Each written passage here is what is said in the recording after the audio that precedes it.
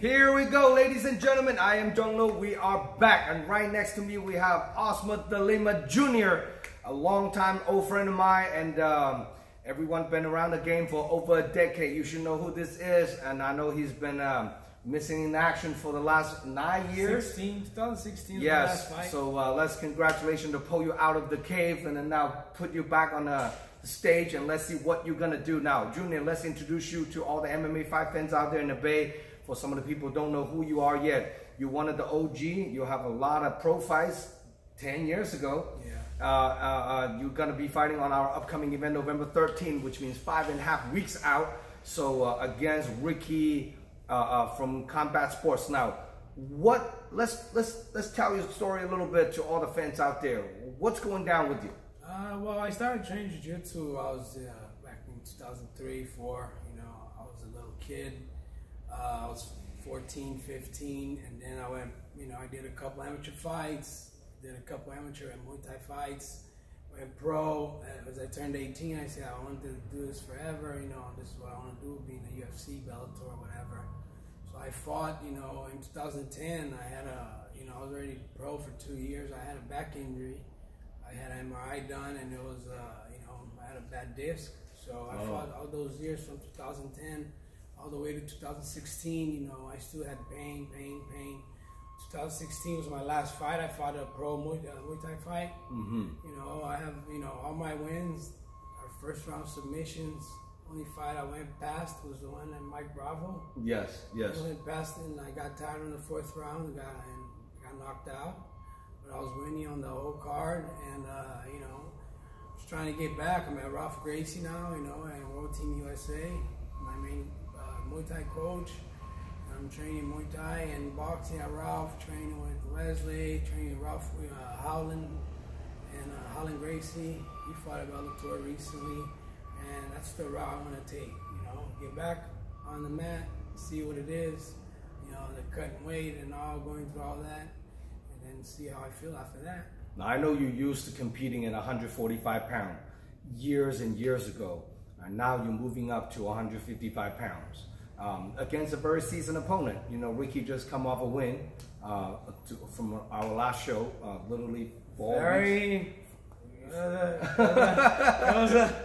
I don't know about that win. All right. So what you think when you're watching that fight? Well, he was getting his ass kicked, and he was supposed to be a top striker. Started going for the guy's takedown. Took the guy down, didn't do nothing with it. The guy would still get back up. 2nd round, the guy stops him on the 1st or 2nd with the knee. Boom! Ricky falls to his back, and then supposedly they say it was an illegal knee. After that, on the face, I don't know. I thought they stopped the fight, and then all of a sudden they start back again. And then Ricky's exhausted. 2nd round, takes him down. And then he's hugging the guy from half guard. The guy's moving. I guess he passed his guard. The guy's still moving. The camera shows the back. The guy has his, moving his legs, trying to get out. And then the ref stops the fight out of nowhere. Yeah. Like if it was a choke or something. And right away the guy's like, hey, what the hell? Right. What happened? Well, I know it's a very controversial win. Yeah. And I know Jacob's coaches, they trying to file appeal and see they say it's like a early stoppage or something. So I don't know. That was bad. Yeah, that's pretty much going to be all up to the commission. So now, you haven't fight for so many years. Did you ever worry about yourself having a ring rust to coming back to the cage? Never, man. I just fought 14 jiu-jitsu fights in 3 weeks. I fought in the tournament, 8 fights. I did fight to win. After that, the next weekend I did fight to win again. I lost maybe 3 out of those fights. Yeah, there was some ring rust, because I was training with my white belts. I wasn't at Ralph yet, so I wasn't training with tough guys, So still, I went in there, just worked with my cardio. Still, did what I did. I lost, a couple of fights, but most, all in all, I did pretty good, No. First tournament, I won gold on my division, gi and no gi, double gold, and then I just lost in the open division because these guys are, 225, 220. They're much heavier than me. So on this upcoming fight against Ricky, what's your game plan coming into this fight? Well, they say that he's a top striker. I want to see if he's a top striker. You know, I'm gonna stand up with him. I never see you take anybody down in the fight. You always want to stand up. Yeah, and then what happened was the last couple fights, I'm trying to knock guys out. I fought, you know, Phil Baldacci from Gilbert's, and then I fought Gio. I'm like, okay, maybe these guys will stand with me. And they're all trying to take you down. I started knocking them, you know, knocking them down, and then boom, they take me down. I submit them. Because I used to, you know, in my beginning of my career, I tried to run the guys into the cage, force the takedown, and that's the mistake I did with Bravo. I was doing good on my feet. I got tired because I was 155.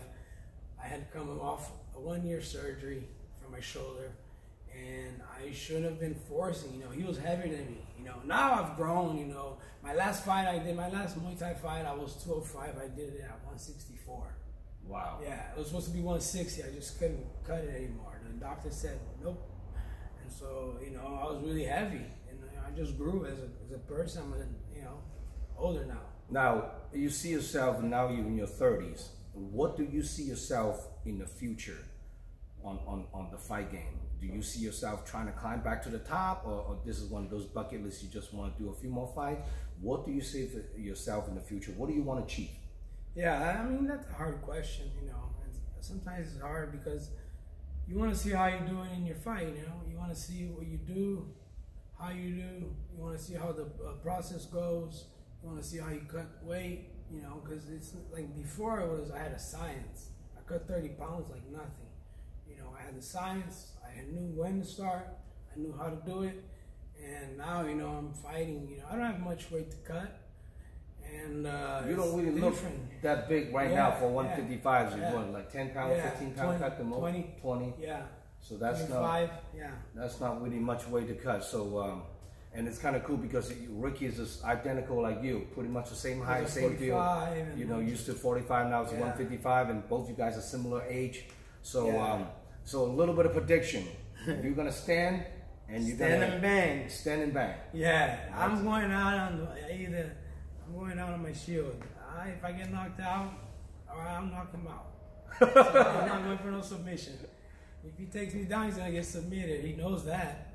So it's kill or be killed. Yeah, he said he asked to the fight first. And I talked to a guy who knows him, came out of CSA or Combat Sports.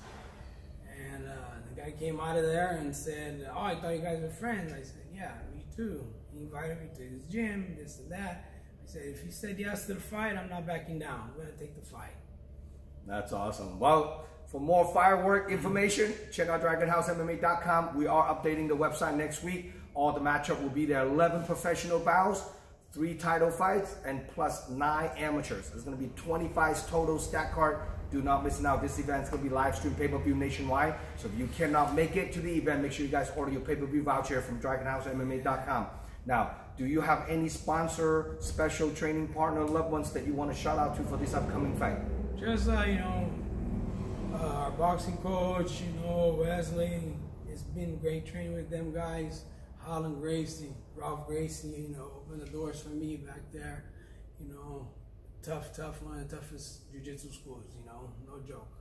You know, all those guys, they're tough. You know, so I want to thank them for welcoming me back. We have a great, you know, boxing coach, great Muay Thai coach that could add on to my game with Crew Sam.